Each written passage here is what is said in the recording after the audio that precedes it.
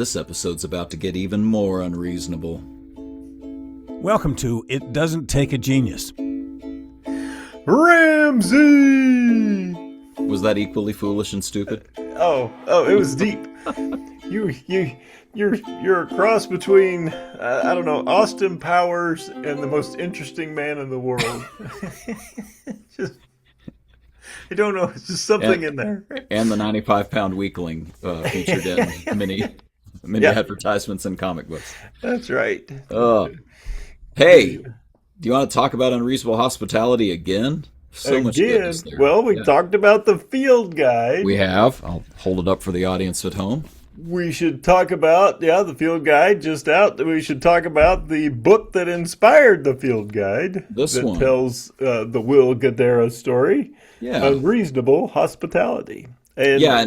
and of books, like this is one of those when people say, somebody in a leadership position says, what should I be reading?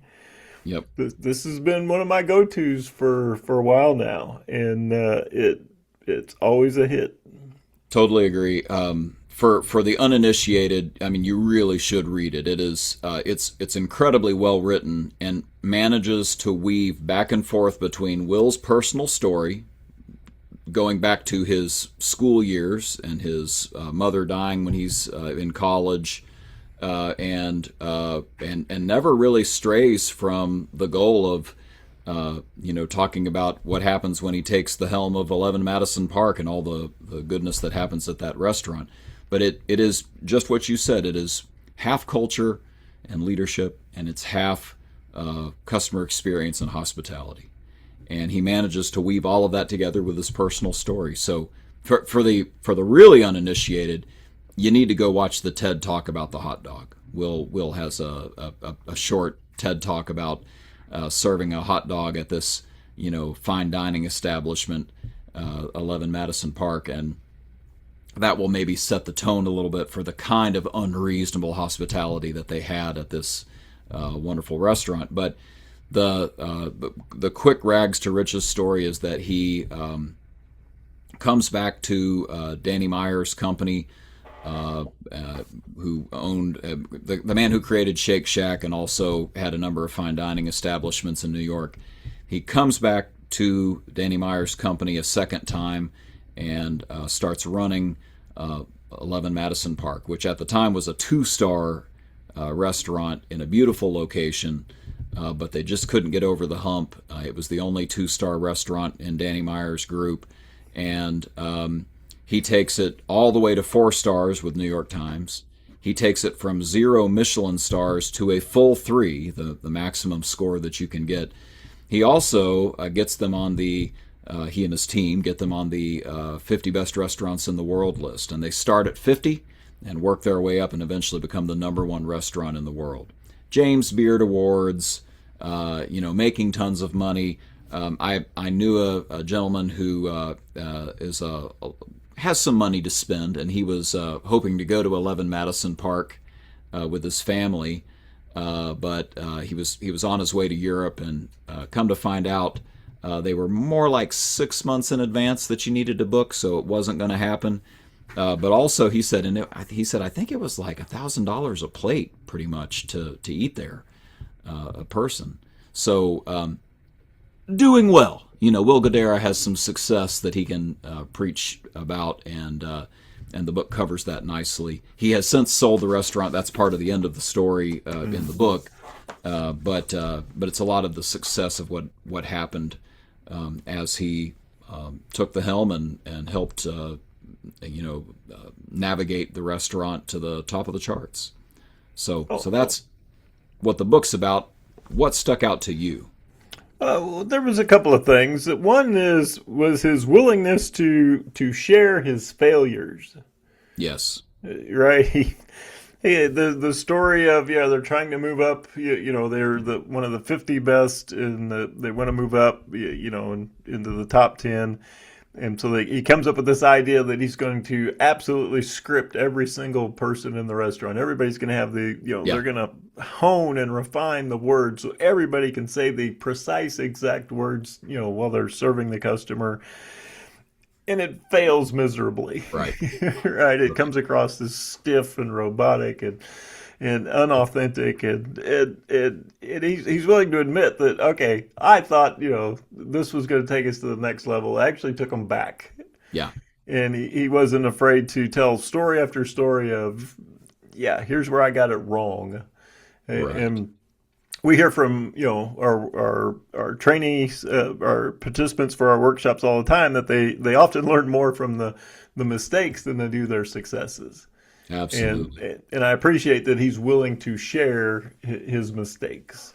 Yeah, he does that in the field guide as well. Speaks to the fact that I don't think this is in the first book, but he he banned personal items from workspaces, so you couldn't have photos or anything because he wanted everything pristine. And like I said, I got a chance to train under him last summer, and he will tell you I am a perfectionist. I don't want to let go of the control. In fact, when he was meeting with us, we were, it was a bunch of people like you and me, several people in the room that you knew, Mike, that are phenomenal facilitators, coaches, consultants who call on car dealerships, and he was very quiet, and we're going around the room introducing ourselves, and it's some pretty impressive people in the room. A lot of people you and I have considered, friends and mentors over the years, and some people who were, it was a Jaguar Land Rover project, some people who had years and decades with the brands and were fans of the product and could speak of a lot of experiences overseas working with it and so on. So we get back around to Will, and he says, I guess I need to let you know that I came into today extremely nervous. I really did not want to let go of my material and just hand it over to you and let you do it in dealerships. But says I got over that just hearing you all talk. This is very impressive. But that shows you the kind of like that's some authenticity in the moment to say I really didn't want to even do this, and I'm changing my mind. I was wrong about that. I think he's kind of wired to be authentic that way, or trained by his dad, because his dad Mm-hmm. comes up a lot, and I think that might be part of the magic. Well, and that was the other thing that struck me in the book, and it's one of the things that when I ask people to read it and they get back to me, I say, well, what was the thing that stuck out to you? They'll go, he had this secret weapon in his father, Yep. and he would he'd work a shift at the restaurant, and that night he'd call his father, he'd go over what worked, what didn't work. His father would ask him great questions, provide a little insight, and same with Danny Meyer. He Yep. had some wonderful tutelage there, and so A, he was willing to ask, and B, he was willing to listen. Yep. And people were like, I got to get me a Will Guidara dad. Yep. I got to get me somebody like that in my life that I can talk to and bounce ideas off of and get some feedback on, so that I can grow. And Yeah. so yeah, those two things I think stood out for me the most. Yeah. I'll piggyback, and this I may be cheating because it's elements of both the things that you just said. But the big thing to me, and it's not what the book is about. He doesn't make it, the Will Guidara show. But the book over and over again, he wouldn't have got a chance to be unreasonable if he hadn't been willing to listen. And it starts with his mom. It starts with his dad.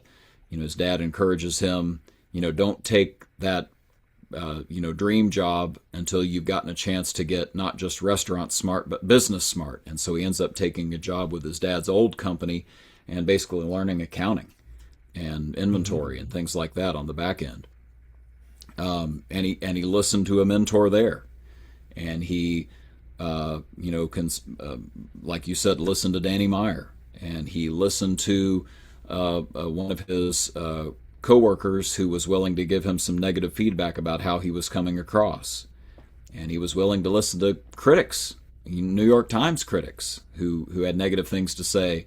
It just the book is filled with all these opportunities where he could have just said, "No, I'm right. I've got a vision. I'm headed somewhere. You people just can't grasp it yet." And he didn't do that. And I find that fascinating because I I think some entrepreneurs that you hear about, you know, like I'll give Steve Jobs as an example. You know, I think he picked up Steve Wozniak's computer and literally carried it to the Macintosh building and said, "You're going to work over here now. Hey, wait a minute, wait, bring it back." He was, he was kind of, you just don't see it, but greatness is coming.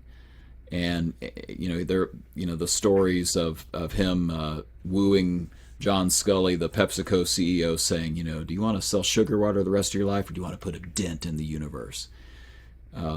Johnny Ive, when he was the designer, Johnny wasn't getting it on what he wanted for the iMac 2.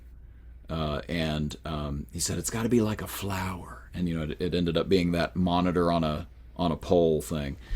Like that was all vision, like only Steve Jobs had the vision. But one of the most interesting parts in Steve Jobs, that authorized biography that he had written while he was dying of cancer, one of the most interesting parts is where he talks to the guy at, I guess at Dow Corning, if I'm remembering correctly, about Gorilla Glass, which goes on the iPhone. And he's like, it happens like maybe 2 or 3 times in the book where he's like, you don't get it. Here's blah, blah, blah. This is what you need to know. And the person actually challenges him and says, no, you don't understand how this glass works. Let me teach you. And it's one of the times in the book where Steve Jobs comes off looking good because he stops and says, oh, you're right. You're right. Thank you. You're right. And again, game changer, right? The iPhone gets produced as a result, the way it was produced. So I give that as maybe a little bit of a rambling story, but I feel like Will Guidara doesn't fall prey to that in his story. In the story, it's constantly listening to other people, and probably to his own journals too. Being willing to not just write his reflections down each day, but also to reread them. He rereads his journals to find out, what was I thinking about, what was going on at that point. What's something else I could learn from this. So, that's my big thought. I think if you'll read the book, which you should do, it's an easy read, and like you said, it's worth reading twice. I think you'll see, sort of the habit of his success is partly the habit of listening. And I don't know why my camera is like moving around like a heart attack. I mean, it is like trying to find something behind me that it is desperate to focus on. And I'm sorry, but that's what's happening the whole time I'm talking. Yeah, it's very dramatic. It was. You have a much better cinematographer than I do. So definitely. My guy, he's just a stick. Literally. No, you make some great points. One of the other things I enjoyed about the book was learning the restaurant language. Yeah. Like every industry has its own language, right? We're in the Yep. car business, it's got its own language. If you're in the medical field, if you're any industry that you're in, it has its own acronyms and language. And it's kind of neat to listen to all the different terminology and how they look at a restaurant, how they evaluate restaurants, the back of the house, the front of the house, Michelin table stars, turns. how the system works. Yeah, I have no idea about any of that. So But he does it so, like, it's just effortless how it's worked into the narrative. You never feel like, okay, I got to stop and read a book report on how this works before I continue. He just weaves it in, and there's no slowing down of the narrative. It's fascinating how well he does it. yeah, you can figure out what the terminology means by the context in which he's telling a story. Yes. You're like, oh, okay, I get what that is because Yes. that would fit into here. And Yes. so yeah, he just does a wonderful job with that. And then, you always want to read the book, right? The classic American story, humble beginnings. Yeah. And then how do you go to being named the best restaurant in the world? In the world. Yeah, not America, not Indiana, in the world. That's right. And I don't know if you've noticed, there's quite a few restaurants out there. Right. Yeah, I mean, there's, starting with Taco Bell, working your way up. So, Yeah, an unbelievable feat, unbelievable accomplishment, and then somebody willing to tell you the mistakes and the successes they had along the way to get to number one. Right, right. Yeah, I can't recommend it enough. I do think that part of there's books that come along periodically in the business world where you actually do want to read the whole book. I mean, there are so many that it's like after the first 3 chapters, you're like, I get your model, I get the topic, I get the 2 sentence sermon that you could have given instead of this whole book. This is not one of those books. It's chock full of good stuff, I think it's a worthy read, a worthy read. Oh, excellent! Definitely. And I'd just like to say that we are not sponsored by the book. Will is not sending us a check. Having said that, if Will would like to send us a check, we are not opposed to checks. Yeah. We're not cheap, but we do have our price. that's We have a number in mind. But yeah, good stuff. Speaking of good stuff, somebody that we've never sent a check to, our announcer, works pro bono, our man, Mr. Wolf. Take it away, Mr. Wolf. So go ahead and tweet that, or share it any other way you want. As always, there are no rights reserved, no trademarks, no copyrights. Share it if you want to. And join us next time on It Doesn't Take a Genius. good enough.